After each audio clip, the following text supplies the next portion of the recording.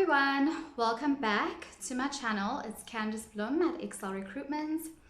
Thanks for joining again. As promised, I said I was going to do a continuation of the last video that I did. The last video was how to prepare for an interview quickly. I did give you a few brief points and I promised to actually go into a bit more detail. But today we're going to actually just go through the job description. Okay, so whether it's the actual company, whether you are recruited directly from a company or whether you are recruited through an agency, if you are dealing with an agency, you can ask them for a detailed job description, which they'll get from the company. So the first things first is duties. Okay, that is what you would see on your job description. Go through the duties. Okay, this is obviously something you would do as well before actually applying for a job. You would run through the duties and or the requirements rather, to understand whether this position is for you, whether you're capable of doing the job. So run through it, see that you actually are capable, be honest to yourself, obviously, and be honest to the agency or the company. Obviously, when you're dealing with the agency, they're pretty much the middleman between you and the company. So it is actually nicer to work with an agency because you can be as honest as possible to them and let them know, listen, this is what I can and can't do. And if there are specific requirements in that job description that you are unable to do, it's a conversation, an easier conversation for a recruitment agent to go to the company and say, listen, are you able to train them on this? Do they actually need to have this specific requirement? They've got this and this experience. Is that okay? So there's always a way to get around it. So don't always feel despondent if you see something in the job description that you feel you may not be able to do. So, okay, so you're going to go through the duties, see whether you tick all the boxes.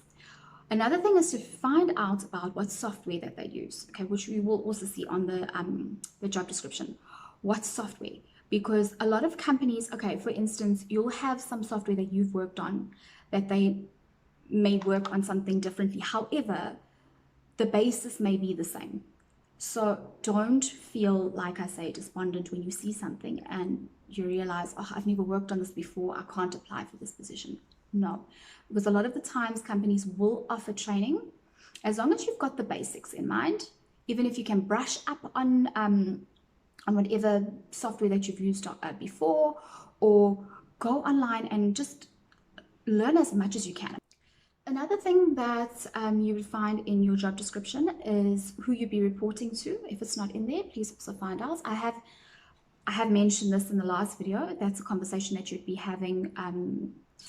This is not who you'd be reporting to, but more so who would be interviewing you. But for this instance, when it comes to the job description, you need to know who you'd be reporting to or who would be reporting to you, depending on the position. If it's obviously a more senior position, how many staff members do you have under you? Obviously, you need to know these things because you need to understand whether you are able to handle that type of pressure. Do you have that type of experience? Are you able to cope with managing that many people? So it's all the kind of questions that you need to ask yourself before saying yes to the interview. Another thing to also consider is your work hours, your office hours. Find out what your office hours are. Does it work for you? Are you close enough to work? You're not going to be sitting in traffic, that sort of thing. Find out all of those kind of questions. Obviously, if you've got picking up and dropping off to do of kids or whatever the case is, figure that out. Also, an important thing is salary. And I know a lot of companies don't like to disclose salary because they say it's market related and they see what you are capable of. Now, that's where the agency comes in.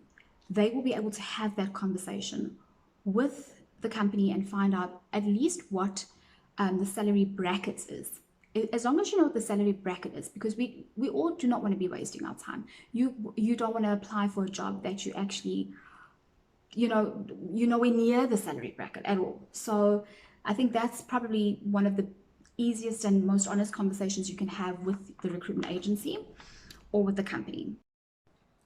Okay, so what we've discussed today is just the basics of what you would find in your job description. There's just a few points in there. So if there is anything that I've discussed that's not in your job description, it's best to maybe just have a chat to either the recruitment agent or the company, just to get a little more insight as to what's expected. Okay guys, so that rounds up our discussion for today. I hope it's been helpful. If there's anything else that you guys want me to discuss, please just drop it into the comments and I will make time to do a video on that. For now, for the next few days, I will continue discussing the points that we discussed yesterday in a bit more detail. Thank you so much for tuning in, and if you haven't already liked and subscribed to my page, please do so now so that you can get the notifications as well when I post a new video. Thanks so much guys, enjoy your day.